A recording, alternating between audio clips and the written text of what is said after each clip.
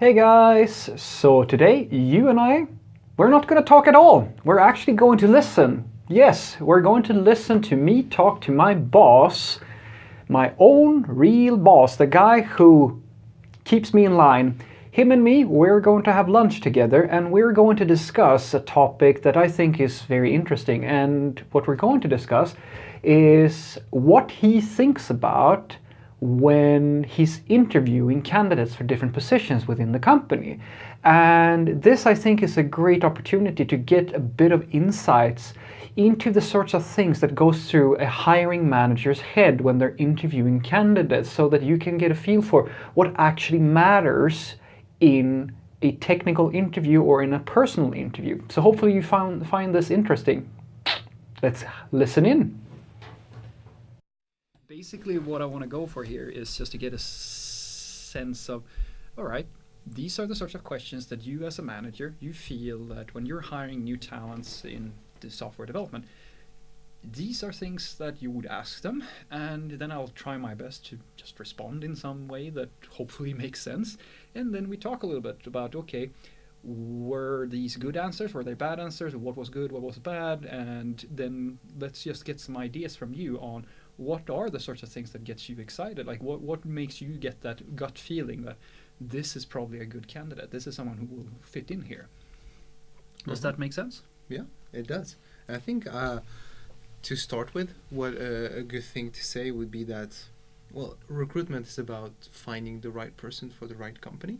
Mm-hmm. And sometimes, even if you're very good, it's not a match between what you're looking for and what the company can actually give you. Exactly, because it's not just about hard coding skills, right? Exactly, and I think once people understand that, it will remove a big stress factor, because then you can just be yourself. Yes. And I mean, if it's a match, it's going to work out, and if it's not, then it's probably for the best even for you, because perhaps you will not work with the things you want to work with, or it's not the kind of environment that you would thrive in, etc. Yes. And it also becomes this relief, I think, to make things a little bit more relaxed when you realize that, like, because I've made this mistake so many times before when I've done like coding tests and stuff of this nature, where I always have this idea that, oh shit, it's all going to come down to how can I impress these people with my amazing code. Mm-hmm. And then I do shit that I would never do in like a real environment. I start adding like excessive comments and stuff to my test and stuff, and I kind of go, every time I've done this, I've gotten like mixed answers. Some people have gone, okay, this is okay, and some people have gone, why are you doing this? This is like over engineering, or this is too much. Yes. So maybe like I've found it to be actually more efficient for me to understand that the goal here is to solve the technical problem, and then to have the value system and be the sort of person who actually fits into this environment. Exactly, because technical skills is just as important as basically person, like you as a person. For example, I had received recently a code test from a candidate where, I mean, there was a problem to solve, and they actually chose to do way more things than was asked for them. Yeah, to impress most likely. Yeah, which left them not enough time to to fix the actual problem, which means that I mean, they had not, I wouldn't say simple, but like a pretty scoped problem to fix with some examples, etc. And they decided to, I'm going to build a database behind it so we can actually store the values. Yep. And you gave me test sample to test my algorithm on. I'm going to store this, and I'm going to create tables, where really I just asked you to build a function, take a list of model X, and just spit out this. Yeah. And when you read that as a hiring person, doesn't that cause like a sensation of uncertainty? Because you can probably guess that this person is trying to impress you, but at the same time, is this the sort of person who's going to over-engineer every situation in real, like when they're actually on the job? Yeah, so it almost makes the step useless, because you have invested a lot of time, and I've invested some time, and I don't really know much more about what you can do. I just know that you had a certain amount of time to do this, and you chose to spend it in a way that wasn't even relevant to solve the problem. Yeah. It's just, I don't know, perhaps you like the technical challenge to adding those things, or maybe you thought it was relevant. So in those cases, well, think simple, go straight to the solve the problem in the most simplest way possible. Yeah. Just take into account, because usually when we put a time bound, it's not, I want to see what you can do in 2 hours. It's more, here is a problem, you only have 2 hours. What are you going to cut to be able to make it? Yeah. Are you the kind of person that will just, you have a solution in mind, and no matter how much time it will take, you will just do it that way? Or you can actually reflect on, oh, but maybe this is not important. Yes. I should just solve the problem in the time I have. And that's something that I've I've been challenged with at one point myself, where like the test was not supposed to go well. It was designed to fail. Like it was meant that for me to prove that there are multiple ways to solving this. There's a perfect way, and then there's a pragmatic way. And if you are reflecting on your own work and you're actually able to make pragmatic decisions, you will understand that you don't have the time to do all the perfect things. You kind of have to cut something, as you were saying. And I think that is sometimes it seems hard for some people to grasp, like, because I really do believe that quite a lot of people spend more time trying to impress you with their coding skills. Rather, I like to call it, it's like trying to take your driver's license. If when you're trying to get that license, it's not about you trying to prove that you're the best fucking race car driver of all time. You're there to pass the bar. You're there to prove that you have the foundation skills to actually automate this vehicle. Not that you can win the Formula One in Formula One. And I look at software coding in a very similar way. You think that you're here to like prove that you're the best of the best, but the reality is, it's more about evaluating if you're going to fit in the company or not. Yeah, absolutely. And I think once you've gotten through that threshold of understanding this, then you can focus more on your communication skills and your like the other soft skills to make yourself look best. Yes. So that you don't have to impress, but you can still present yourself in different ways. And that you can quickly assess the company culture, or like the vibe, more or less, from like the office, the person you have in front of you. Is it more relaxed? Is it more formal? And then you can make yourself, like, first of all, you need to assess, is this the kind of vibe that I want to be a part of? And second of all, okay, how can I show this person that I would fit in? Yes, exactly, because it's that's one of those challenges that I've spoken to a few people about, that you just having the technical skills doesn't really matter all that much unless you have a way of communicating that you actually have these skills in the beginning of things. An example would be, if you are a junior developer, you don't really have much to put on your CV. So by just stating all your knowledge, it's very unlikely that someone's going to be impressed by you have to do something really extravagant to fill up that CV with educations and stuff of this nature. Sure, if you have somebody who's been doing multiple things for many, many years, they will have a very thick, like, long CV with a lot of experience, right? But if it comes down to your ability to communicate well, that you are actually a good fit for this company. Because if somebody's going to hire a junior developer, they're not going to expect you to have massive amounts of experience. Then it comes down to two things: potential and culture fit. And potential you can communicate with not that much on your CV, but the culture fit comes down to how well do you communicate. Yeah, exactly. And I think potential also comes through passion. Yes. How interested are you? So, I mean, one question that I like to ask as well is, what lights up your fire? Like, what discussion, when you get into it, you're really, I don't know, you can feel that the person. Maybe you should rephrase that to what are you passionate about? Because, well, it makes what lights your fire sounds a little bit. It sounds a bit cheesy, I would say, but it sounds almost a little bit suggestive. I'm sorry to say.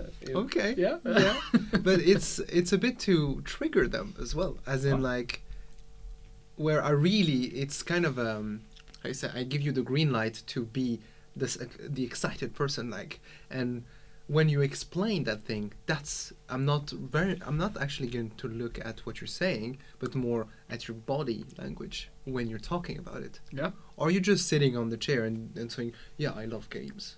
Mm-hmm. Games is my whole life. Or are you just like, oh, I really love games, Exactly. strategic games. I love that. I don't know. You can see the to fire use your in the brain, eye. and like they start to move around Yeah. with their hands, etc. And you really like, wow, this person's actually driven. Like Yes. they have. They're not sitting there just saying the words. They're actually, you can see that they are feeling something when they talk about that thing. That's real passion. That's real interest. Yeah. So that body language, I mean, this is something that I've said to so many people on, like, who's asked me questions about this. Like, when you're in a interview sort of situation, I know, and everybody knows, it is usually unpleasant. But the thing is, the manager, like you know it's a stressful environment for the person. They know it's a stressful environment. So it's easy to say, okay, you should relax. But it actually is extremely important that you are relaxed, because what you're going for in a personal interview, at least in my opinion, is to have that ability to communicate that you are actually passionate about all of this. And if you're sitting there, you're so scared to make a mistake or like be perceived as this weird person instead of being honest, you might actually damage your chances. Because as you said, if I sit here and like talk in a monotone voice and I don't really I can't really express how I feel, but on the inside I'm like super passionate and stuff like that, all that's going to be missed in translation. Yeah, because what you don't say, I'm just going to assume. Exactly, you're going to assume things, and because that's how it works. Yeah, so yeah, honesty is the way to go, I would say. And that being said, I would like to add some nuance to it, as in some people just aren't passionate as well. Yeah, like some people are just the kind of horses. Yeah, like they're relaxed. They are very good performers. They do their job like great. They're not going to be the ones that are the most vocal about things, etc. Yeah. But they will be very good developers still. I work with people like that. I'm sorry? I've worked with many people. Like we have a few people here and as well. They are the rocks. They are the one you can rely on. Like, oh, I will give them a problem and they will solve it. Yeah. Not every person has to be like a ambitious, like super passionate sort of person. It comes like you can be different personalities, but it comes down to that communication. And because of how you communicate, the manager in this question is going to ask that question. It's kind of like filling a role for a movie. Okay, maybe this is not a lead person. Maybe this is like some side character, or this is like, where will this person fit into this company? Yeah. And then depending on the position I'm looking for, yes, am I looking for someone that's going to lift the whole team up, motivate the troops, really show them the way, then probably it wouldn't be a fit. Yeah, because you're looking for an inspiration source, this is probably not the person. And even if you're a great developer, if I put you in this team, then it's just the problem is not going to be solved. No, exactly. So you will be in a team that needs driving, and you would just basically join the others that need driving, and then you will struggle with the same problems that they used to. Yep. So it's nobody would win in that situation. Yeah. But I have a question regarding that, because if you allow me, because when you're looking for a developer like that, because usually when you read like job ads and stuff like that, it's not that common that someone would state in the ad itself that, oh, we're looking for a person who can drive this team and so forth. How do you kind of decide like what you're looking for in a candidate, except for usually what you list is, okay, the coding skills, you list like, oh, this is roughly the environment and the sort of person you're looking for, and then you kind of, it's like throwing out a net in a school of fish, right? You get some people back, and then you start selecting, right? How do you think about that process? How do you figure out like, oh, this person here, like what are the tells? Like, how do you know that this person is going to be a good fit for this sort of role?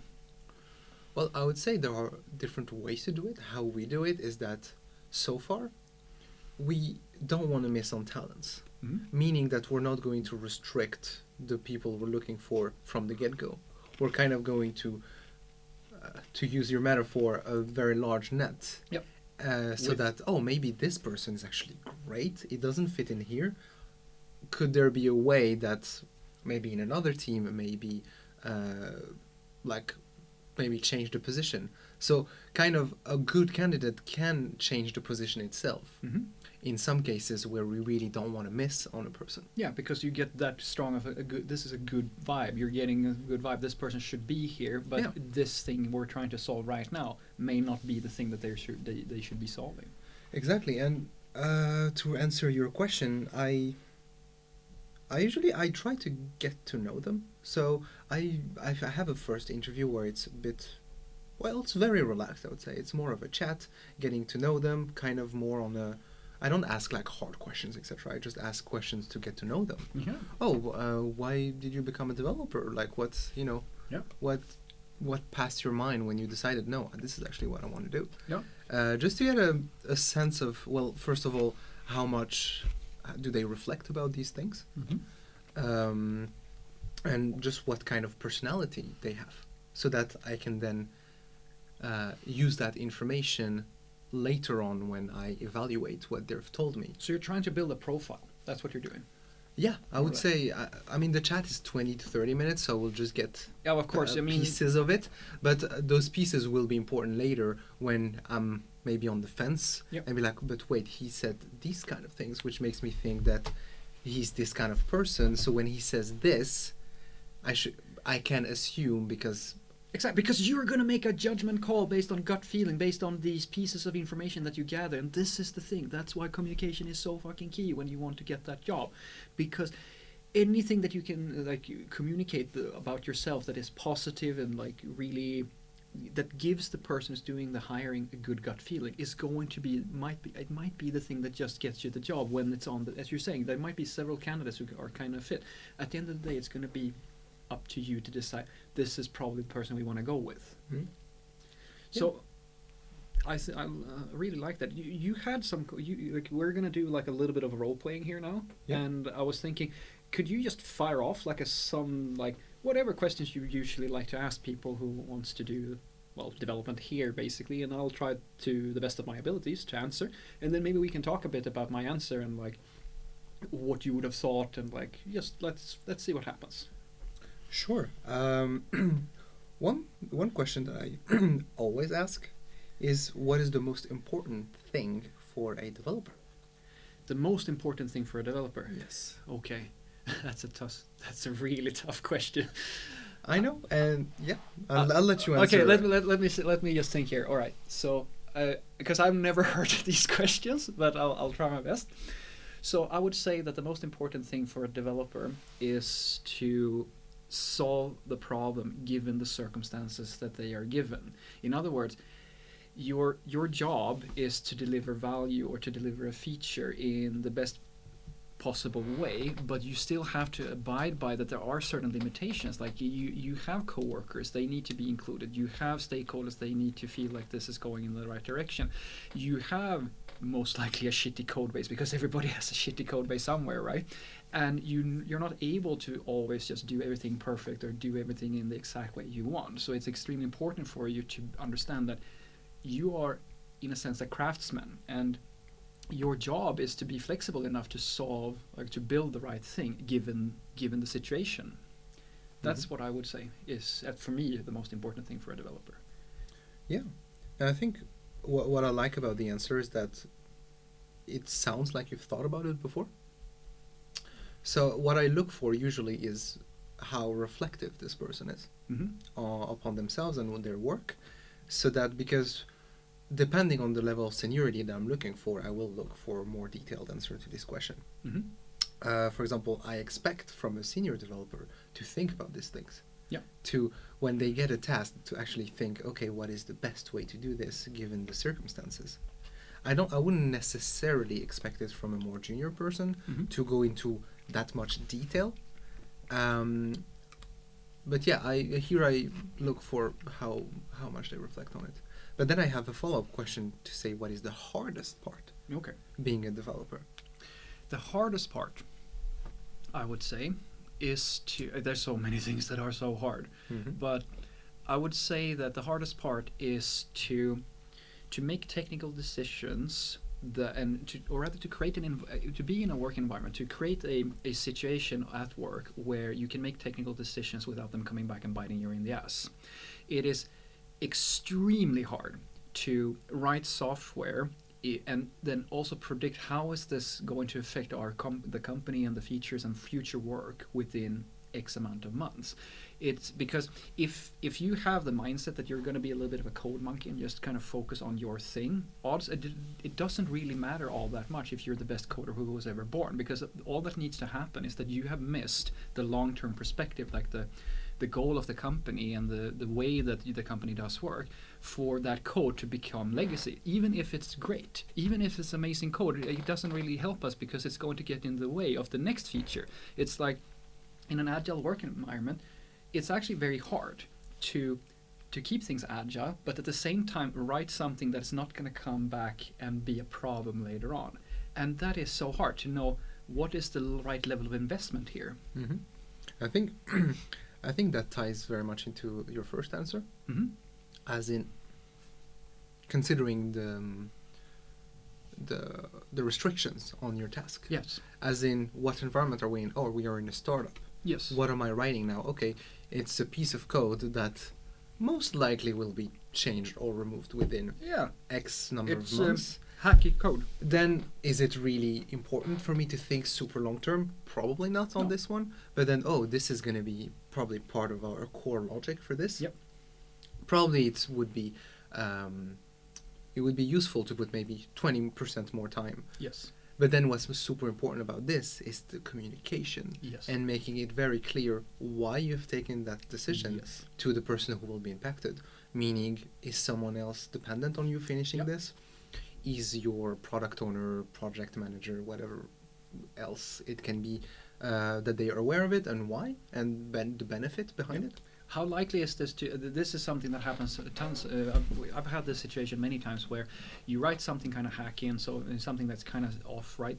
And then somebody else, like in a future story, like they look for a reference to solving their problem, and then they find your shitty code and they just start like copying that, and that like putting a comment in that situation, even though you had to do it to explain you don't do this, or knowledge sharing or something like that, to make people aware of that this is a way, this is a tactical decision, is something that absolutely needs to happen. And what I like about you, as you were saying, like you're in a startup. All right, you cannot write code like NASA does, like that every line is like tested 1,000,000 times. It's not possible. It's the same thing in a big corporation. If you're building a core backbone feature that is like a lot of people are going to depend on, then you probably have to try to get it right, still within the confines of your situation, right? I have an analogy where I like to say that it's about figuring out what's the right solution for this problem, like a proportionate solution to the problem, because you can remove an anthill with an atom bomb, but it's probably a little bit of overkill to use an atom bomb to kill a bunch of ants. It's about figuring out what's just enough for this situation. Yeah, and I would say for this kind of question, the hardest part, I can almost accept any answer, as long as you have the right, as long as your thinking behind it makes sense. Yeah. Probably not any answer, but there are many answers. What would be a bad answer, would you say, to this sort of thing? Like, for what makes you feel like this person probably doesn't reflect all much about this? That's a good question. I would say perhaps like trivial things, so to say, as in, it's very hard to figure out. Write unit tests. Yeah, something that might be cliche of like, I don't like writing tests, etc. CSS is hard. Like, for example, things that you could take in upon yourself to fix, like things that you have actual power on. Yeah. So I would say that would be a bit of a bad answer. I love what you just said there. Things that you have the power to affect yourself. This was a big revelation for me a while back in my career when I realized that, as I said, I thought that my success as a programmer just came down to how good am I at this? How good am I at CSS or like back-end work or whatever it is I'm doing? How masterful am I? And then I realized that it doesn't matter how great I am, because there are factors outside of me that affect my ability to do the work. Because if someone comes in and says, I need this tomorrow, and it's a super advanced feature, it doesn't matter how good I am, because I'm not going to be able to do it in a day. There are external factors. Yeah, and then other skills should pop in, as in estimation, ask the right communication. questions. Yes, all these things.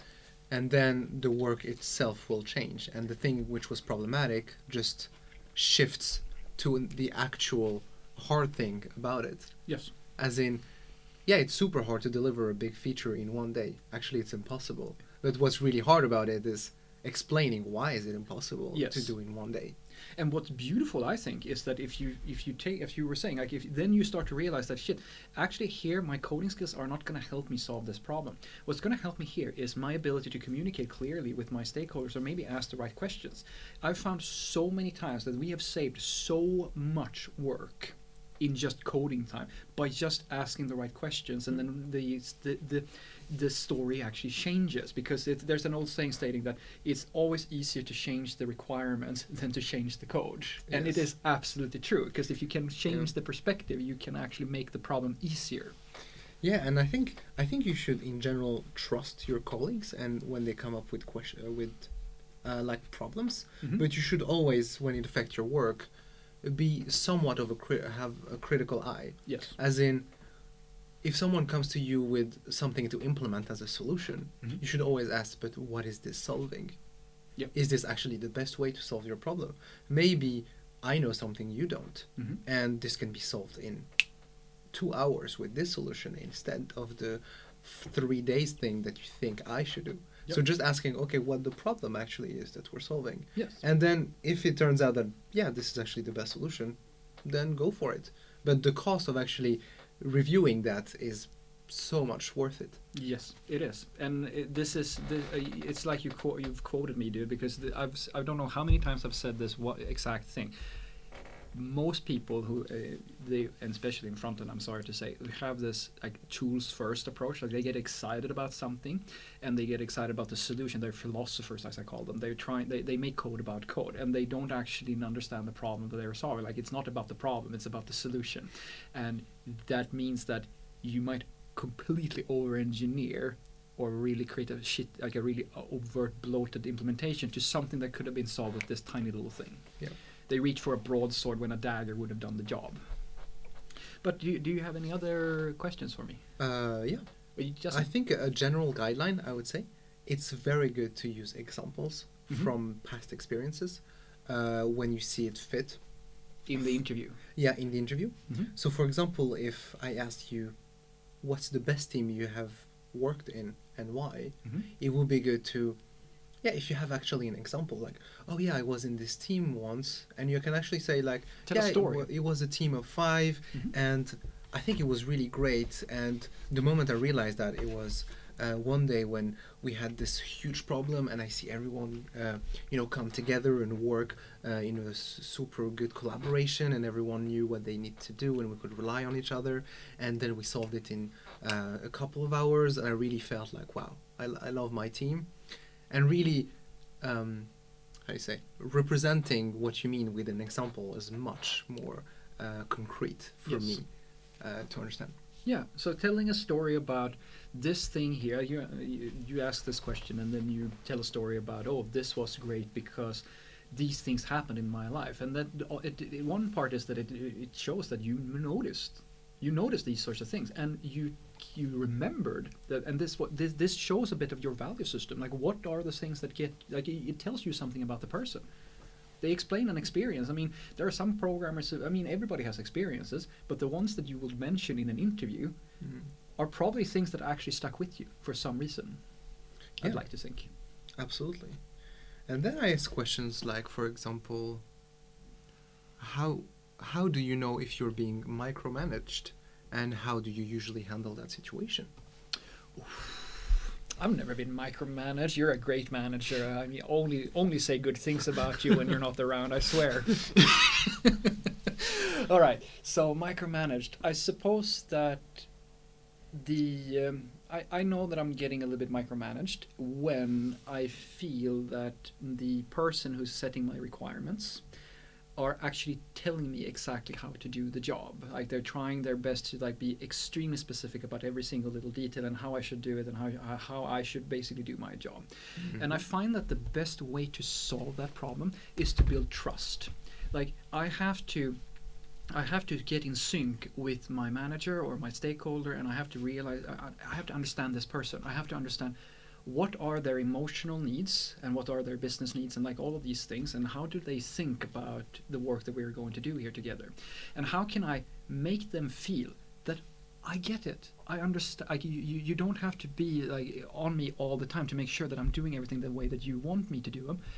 Let me prove to you that if you that you can trust me. Let me prove that you can trust me, and I promise you, I will keep you in the loop, like if that's what you want, and I'll try to figure out how much communication do you want, and then I will always make sure that I do my utmost to arrive at their vision. Like I try to understand their vision of what I'm going to build, and then I try to go as close as possible to that. But I can't do that if I just, oh, you said that, and then I kind of just do my thing. I have to understand that person.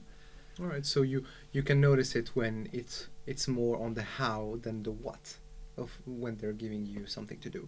Could you elaborate a little bit there? What do you mean by that? Please build a system that would help us send emails more efficiently. That is a what. Yeah. Please create a new microservice called email handling with a main class, blah, blah, blah, that would do That would be a very technical stakeholder, I would say.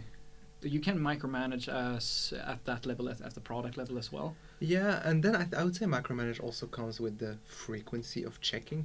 Oh, yes. How is it going? Are you sure you're doing the right thing? Exactly. And like... Sorry, that's what I meant when I said you have someone over your shoulder all the time to checking in on you to make sure that you're doing all the right things. And that can be a technical person, it can also be a designer, or it can be a PO or something like that. And what I find is that if they actually trust me, they kind of just know that, oh, I don't have to do this. I don't feel that need because I know that Fredrik is going to perform.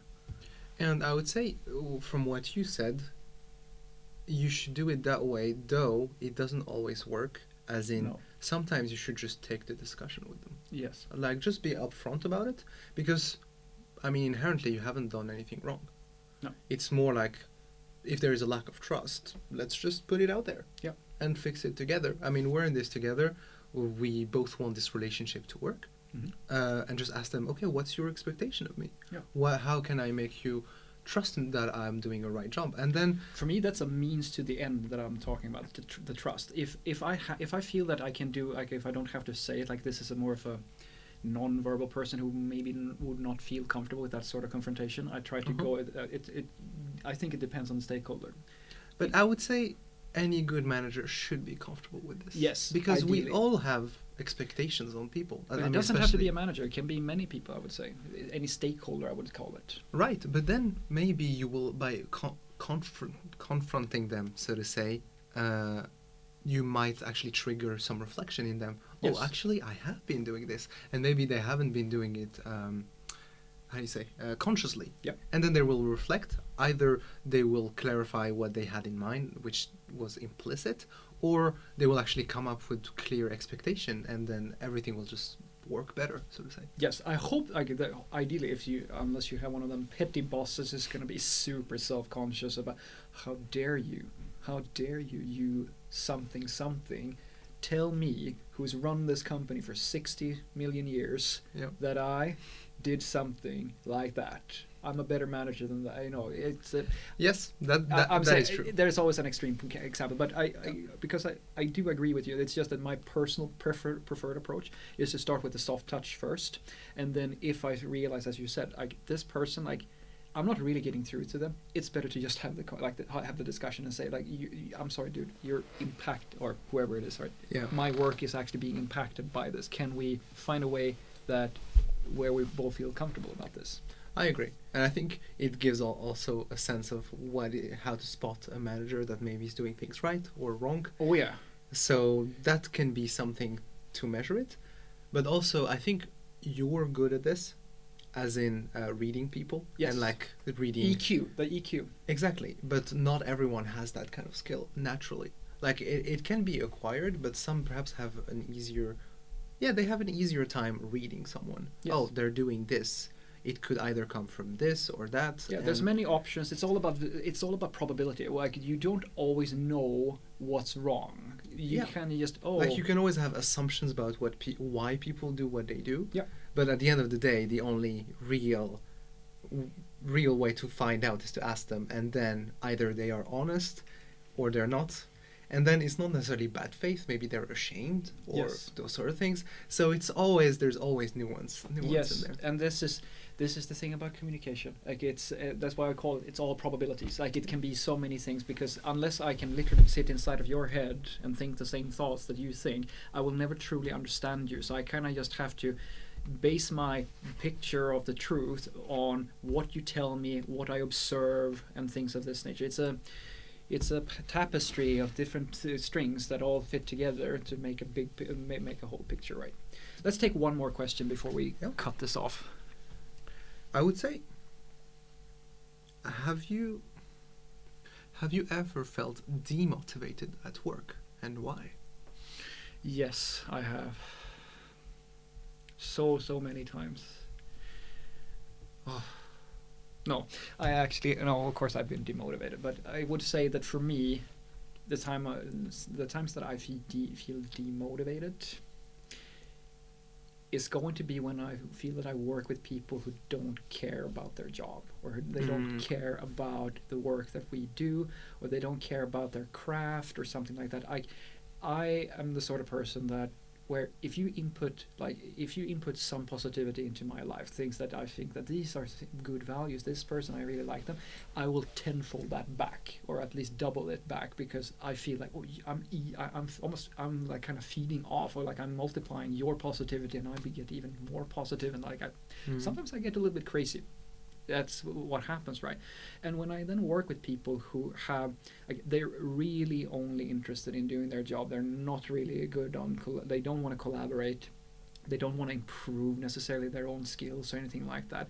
They're kind of lone, maybe they're lone wolves and so forth, and they don't really want to like work as part of a group or something like that. They're really overt about the fact that this is just a job for me. This, like, I mean, sure, we can lunch together, or we can talk we can talk about the problem, but just leave me, for the most part, just leave me alone, right? Because I'm just doing this so I can get some money so I can go home, because that's not who I am. This is, like, programming is so much more than a job for me. It is my hobby, it's my passion, it's my calling, it's all of these things, right? Yeah. And I, as a passionate person, I need to be around people. They don't have to. We don't have. That's not a competition on who's the most passionate. It's just that I have to see that you actually enjoy what you do. Yeah. And I would say from your answer, what I can get out of it now would be that you are yourself a passionate person. Yes. About what you do, and that you are affected by the people around you. Yes, I am. To a high level. Yes. Meaning that you're probably, more of a feeling person than purely logical person. Yes. As I'm a very mixed person on that. Mm-hmm. I'm on, what was it? You sent me that. It's my test, INFJ. So I am logical and emotional. Exactly. So then I would think, okay, in what team am I putting this person in? Yes. Could this person actually, what will this person bring to the team? Mm-hmm. Oh, actually, the team could use someone new that would pay more attention to the others. Maybe notice if someone feels demotivated, and maybe they could help them. Mm-hmm. So, because I mean, teams need different profiles to be able to be functional. Yes. And that ties into it, as in, okay, what does the team already have, and how will this person fit into it? That's a great answer, and I have to ask now, because I'm a little bit curious. What sort of, based on the thing that you know about me now, because you kind of know me now, but on this answer that I just gave you, this emotional type of thing, what sort of team wouldn't you think that I would be a fit for? Like, what? Let's say that you're hiring for a team. What team or what context would you go? This is probably a really bad person to put this to put in this situation. Because it's easy if it's a social person, or someone who's like, oh, I don't really get along with anybody, or things like that. Then it might be an easier answer. But if you have these outgoing personalities, where would this not fit so well? I would say I would try to find a team where issues come up, where I would say the things don't really sweep them under the rug, and it's kind of unsaid things, where everyone's kind of open. I think so you would not put me in that situation. No, I would. Okay, because that's where, but that's the No, I'm sorry, I would not. You would not. I would not put you in this kind of situation. Okay. I would put you in a team where things are in the open, Okay. and there's like trust to be able to talk about this, Mm-hmm. about things, because usually then it kind of creates silos between people, and like I know since from your answer you get demotivated when other people are demotivated. Yeah, when they're or like when they don't show passion. So I would put you in a team where commitment is high. Mm-hmm. Like the people that really maybe have been in the company for some time, Mm-hmm. so that they have already built like this identity of like, oh, the product, I've contributed to it, Mm-hmm. I'm very committed to its success, so that passion kind of becomes contagious. Yes. And you from the get-go, when you get here, you feel it and you want to be a part of it. Yes. And that's going to motivate you from day one. Yes. So I would find like that kind of person that is already very motivated around our product. Yep. I would like to give you one back, which is actually because this came from my old manager. He wasn't as good as you are, I promise. And he did say something, because we had that discussion about, okay, is there, because I did this kind of junior thing back in the day, and I said, oh, well, everybody just cares about developers who are passionate, right?